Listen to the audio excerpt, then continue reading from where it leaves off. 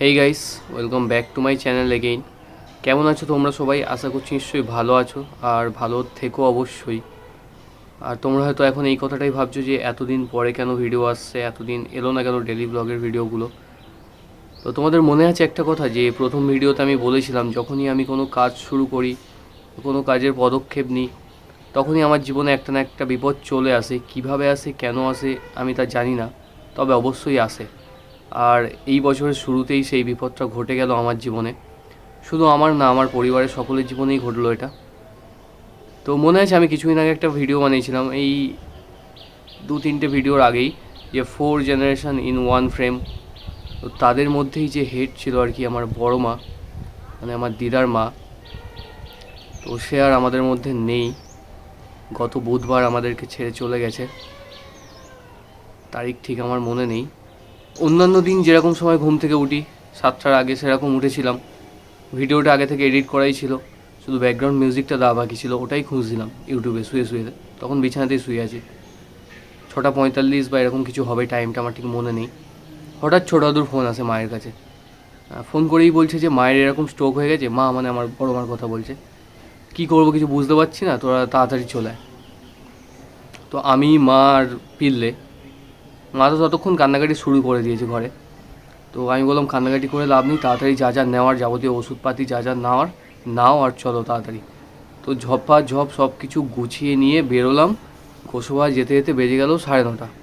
ততক্ষণে দাদু আর আমার দিদা দুজন মিলে, আর ওখানকার কিছু আত্মীয় স্বজন ছিল, সবাই মিলে বড় মাকে হসপিটালাইজ করে গোসবা হাসপাতালেই। আমরা গিয়ে পৌঁছালাম 9:30 নাগাদ। তো আমি আর মা হসপিটালে গিয়ে দেখলাম যে বড় মা রকম বেডে শুয়ে আছে, একটা স্যালাইন দেওয়া আছে, নাকে অক্সিজেন মাস্ক লাগানো আছে, বাড়ির লোকেরা চারিধারে দাঁড়িয়ে আছে। তো আমি বললাম যে ডক্টর চিকিৎসা করছে না কিছু? বললো যা যা করার করে দিয়েছে, আর বাকি চিকিৎসা করতে হলে আগে সিটি স্ক্যান করাতে হবে তারপরে। তাই আমি বললাম সেগুলো করাও, কেন অপেক্ষা কেন করছো, যে বসে বসে সময় কেন নষ্ট করছো?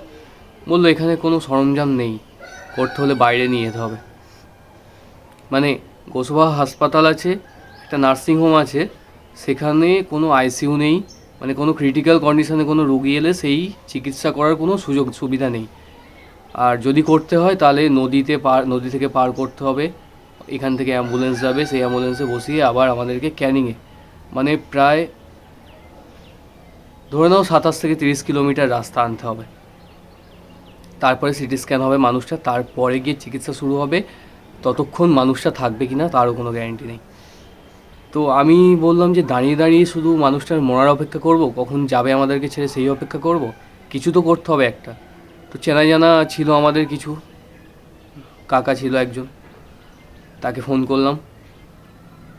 তিনি ফোন ধরতে বললেন যে এরকম নিয়ে চলে আয় ক্যানিংয়ে, আমি কথা বলে দিচ্ছি হসপিটালে, তোরা এরকম আসবি, ফোনে যোগাযোগ করে নিবি, নিলে হয়ে যাবে।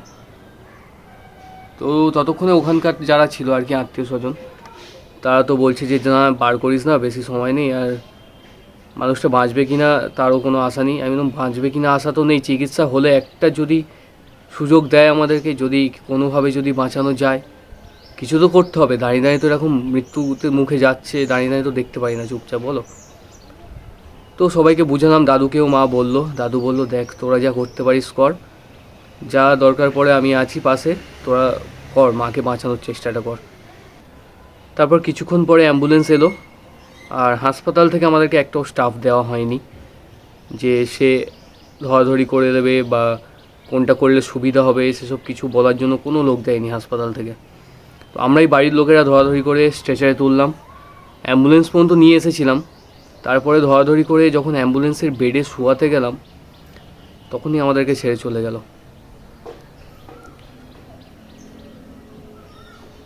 ওই সময়টা এখনও আমার চোখের সামনে ভাসছে, কীভাবে ছেড়ে চলে গেল আমাদেরকে। আমার তখনও মানে ওরা দেখে বলছে যে নার্ভ নেই আর, কিন্তু আমি হাতটা ধরলাম, ধরে দেখলাম যে খুব হালকা নার্ভ চলছে, মানে ছেড়ে চলে গেছে। তারপরে বডিটা যতটুকুনি কাজ করা সেটাই করছে, আস্তে আস্তে বডিটা ঠান্ডা হয়ে যাবে। আমি সেই সময় চেঁচামেচি করে বললাম আরে ডাকু কাউকে তাড়াতাড়ি, বড় মা এরকম হয়ে গেল, দম নিচ্ছে না আর, এরকম গাড়িটা কেন হাঁ হয়ে গেল। তো তো তখন যখন এলো আর কি নার্স, আমি বললাম আপনাদের কি কোনো দায়িত্ব নেই? এরকম একটা রুগীকে আমরা অ্যাম্বুলেন্সে তুলছি, আপনারা একটা স্টাফ দিচ্ছেন না।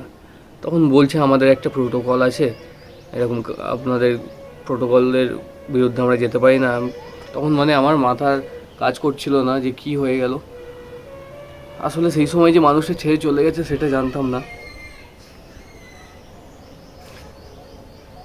তো শুধু অ্যাম্বুলেন্সে তুলতে গিয়ে ওই অবস্থা হয়ে গেল। এবার আমি তখন ভাবলাম আর সবাইকে বলছিলাম যে দেখো, অ্যাম্বুলেন্স থেকে নিয়ে যাব, আবার খেয়াঘাটে অতটা ঘাট নামাবো, ফের ওপারে গিয়ে ঘাটে থেকে তুলবো, আবার অ্যাম্বুলেন্সে তুলবো, ফের অ্যাম্বুলেন্স থেকে নামাবো, তো এতটা সময় মনে হয় উনি আর সইতে পারবে না।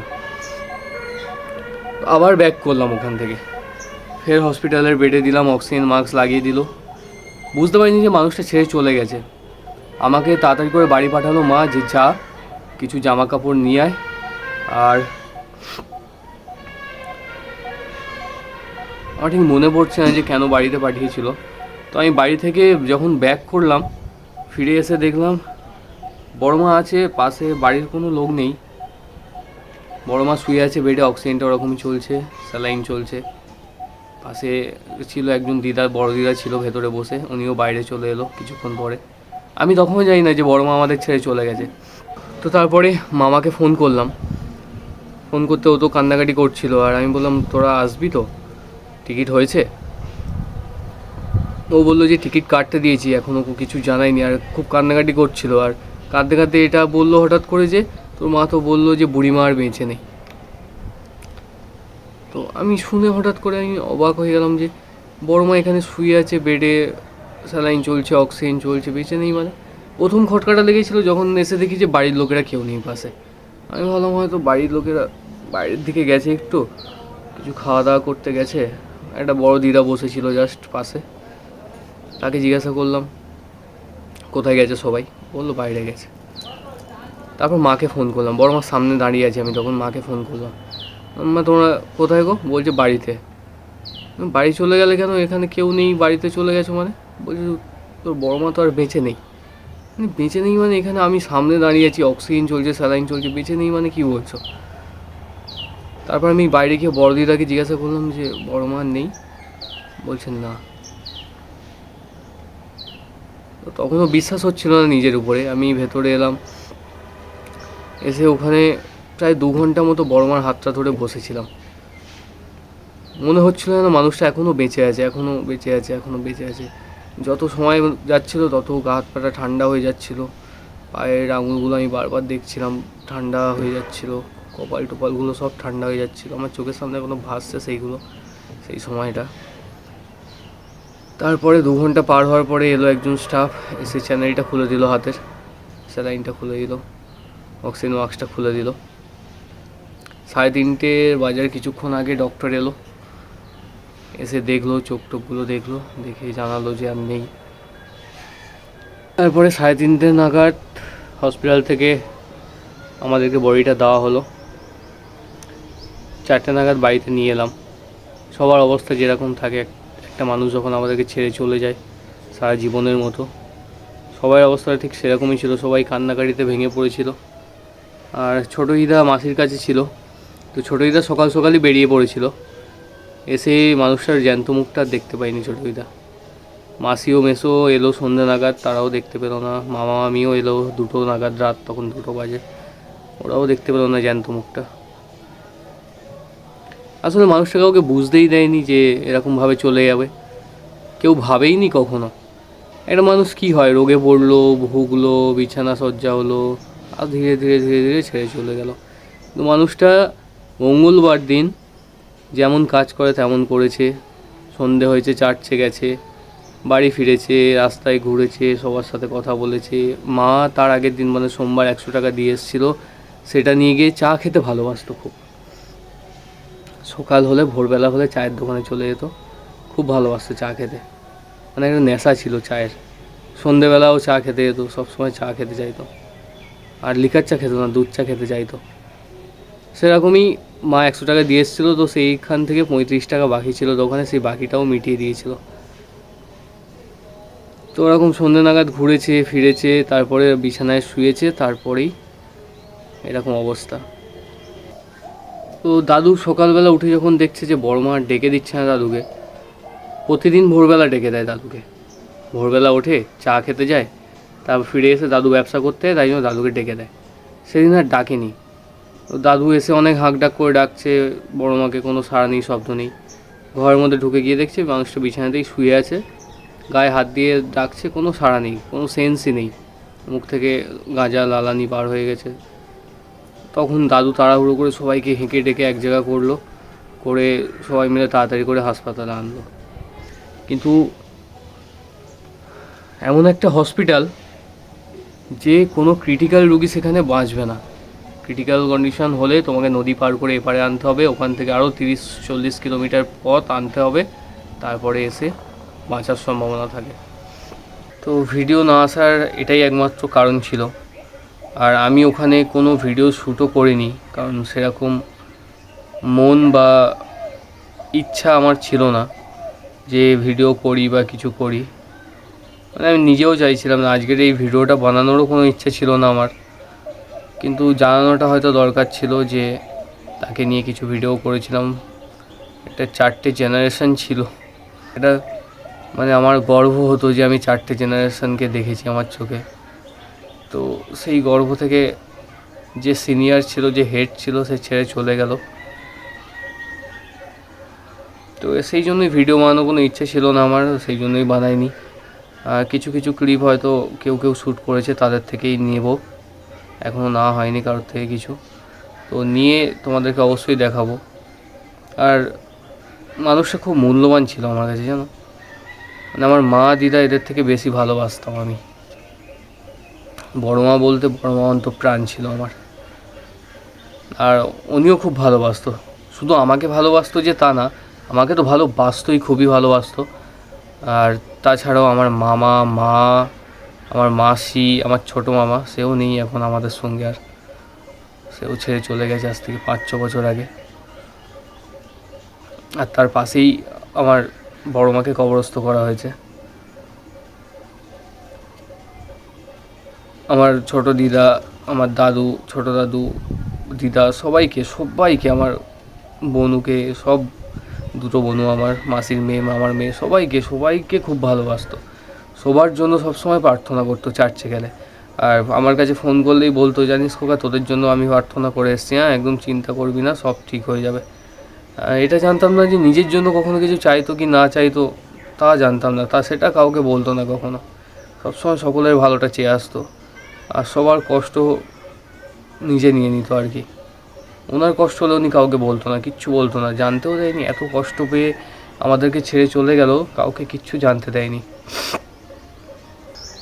আর কাজবাজ করতে চাইতো খুব, মানে বসে থাকতে পারতো না, সব সময় কোন কাজটা ছেড়ে কোন কাজটা করি, কোন কাজটা ছেড়ে কোন কাজটা করি, এই রকম আর কি। আর হয়তো কাজবাজ করতো বলেই এতগুলো দিন উনি, কোনো লাঠির দরকার পড়েনি ওনার, সজাভাবে সবলভাবে হেঁটে চলে ফিরেছে। আর সেই মানে সবলভাবেই উনি বিছানায় পড়লো আর আমাদেরকে ছেড়ে চলে গেল। কোনো ভোগান্তি নেই, কিচ্ছু নেই, যাকে বলে শান্তির মৃত্যু। কাউকে কষ্টও দিল না, সব কষ্ট নিজেই পেল, নিজেই নিয়ে চলে গেল নিজের সঙ্গে।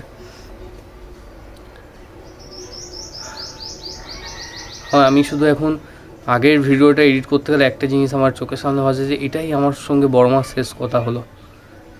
কারণ ওই ভিডিওটাই শেষ ভিডিও ছিল বড় মার সঙ্গে আমার। আর ওখানে আসার সময় আমি বড় মার সঙ্গে কাঁধে হাত দিয়ে হাঁটতে হাঁটতে আস্তে আস্তে কিছু কথা বলেছিলাম, যেটা তোমরা দেখতে পাবে ভিডিওতে।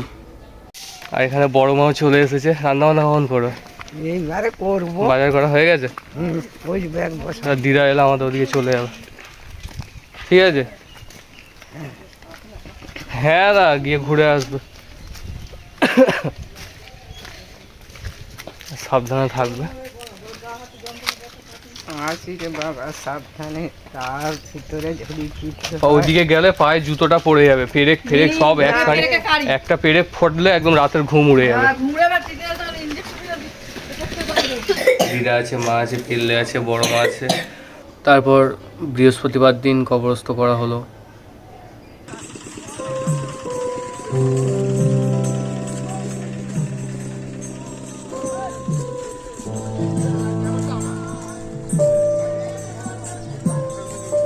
যাবে।